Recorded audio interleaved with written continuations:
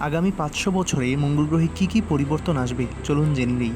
এটি হচ্ছে ২০২০ সালে পাঠানো নাসার নভোযান, যা মঙ্গল গ্রহে ব্যাপক রিসার্চ করেছিল। ২০৩০ সালের মধ্যে নাসা প্রথম মনুষ্যবাহী নভোযান মঙ্গল গ্রহে পাঠাবে, যেখানে মানুষ প্রথমবারের মতো মঙ্গল গ্রহের মাটিতে পা রাখবে।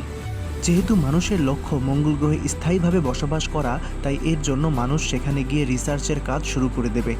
২০৫০ সালের মধ্যে মানুষ মঙ্গল গ্রহে একটি ছোটোখাটো শহর গড়ে তুলবে, যেখানে প্রায় কয়েক হাজার মানুষ বসবাস করতে পারবে। এরপরে মানুষ এমন এক প্রজাতির গাছ আবিষ্কার করতে সক্ষম হবে, যা মঙ্গল গ্রহের প্রতিকূল পরিবেশেও বেঁচে থাকতে পারবে। ফলে প্রথমবারের মতো মানুষ কোনো প্রকার অক্সিজেন মাস্ক ছাড়াই মঙ্গল গ্রহে নিঃশ্বাস নিতে পারবে।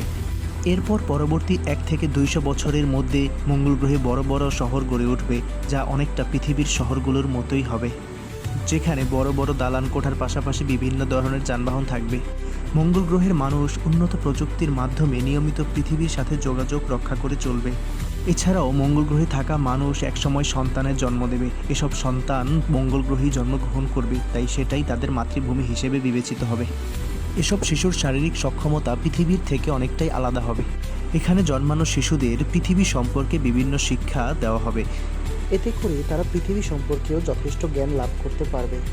আপনার কি মনে হয়, মানুষ কি আসলেই মঙ্গল গ্রহকে এভাবে পৃথিবীর মতো করে গড়ে তুলতে পারবে? সময় সমগ্র গ্রহের চিত্রটাই পাল্টে যাবে।